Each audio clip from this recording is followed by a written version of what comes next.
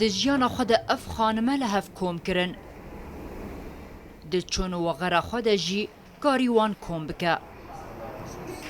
لهولیره کومالایا کارسازین خانمین کردستانی اف خانم و میوان کوم کرنه جبو و غره داویه یا کارسازا کرد فردا جمیل باشا.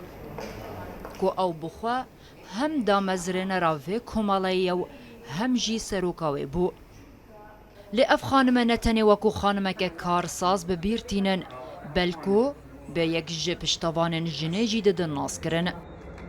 فردەخان بۆ ئێمە پێگەیەکی گەورە بوو مەکانەتێکی گەورە بوو لە دەستدانی فەردەخان ئەو بۆشایە گەورەی بۆ ئێمە دروست کردیا بەڕاستی بۆشایەکی گەورەی بۆمە دروست کردیا بە تایبەتی خانمانی کارسازی کوردستان ڕاستە ئەو لە بواری بازرگانی کاری دەکرد بەڵام زۆر جار هەوڵی دەدا ئیش بکاتن خزمەت بە پرسی ژنان بکاتن چەندین کەیس هەبووە ئێمە لەگەڵی داگفتوگۆمان کردووە توانیوەتی بە پێی ئەو توانای خۆی هاوکاری کەیسەکانی ژنان بکاتن.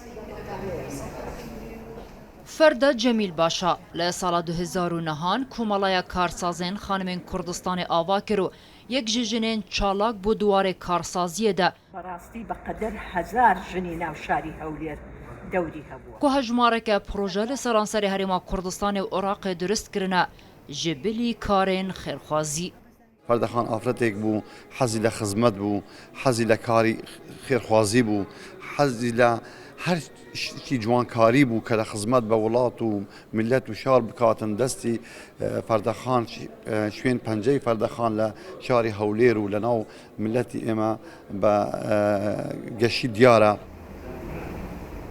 فردا لدمشق پایتەختە سووریە لە ساڵ 1950 جدایک ببوو لە ئەنقەرە مەزن بوو و نزیکی 20 ساڵان بوو لە هەرێما کوردستانی دژیا. یک ژنەڤیەن جەمیل پاشایە کو یک جمالباتین کردیین خودان دیروکک زخم و مزنه چه دوار سیاسی ده چه دوار ادبیاتان ده.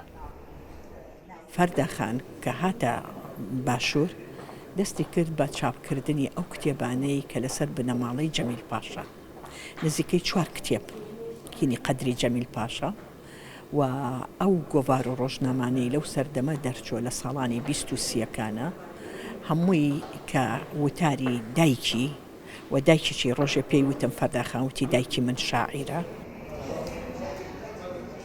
فردا جمیل پاشا ڕۆژا سهۆیەکی تەبەغا ساڵا 2021 ده جبر نەخۆشیە پەنجەشێرا کۆلۆن دێ دەما چارەسەریەدا لە نەخۆشخانەیە ئەمریکی ئەستەمبولێ دێ تەمەنێ 7 ساڵیەدا کۆچا داویە کرد. کومالaya karsazên xanimên Kurdistanê wekû wefadariyek ji kar û xebata seroka Komalayê re ev defter amade kiriye. Divê defterê de her kesek ku ferda Cemîl Paşa nas dike ve yadgariyekî axaftinekî yan bîrhatinekî binivîse paşan ve wereşandin bo amada Bakurê Kurdistanê ji malbata wê re.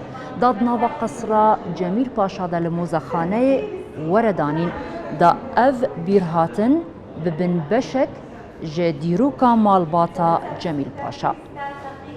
Halabçe Sa'dûn Rûdaw Hewlêr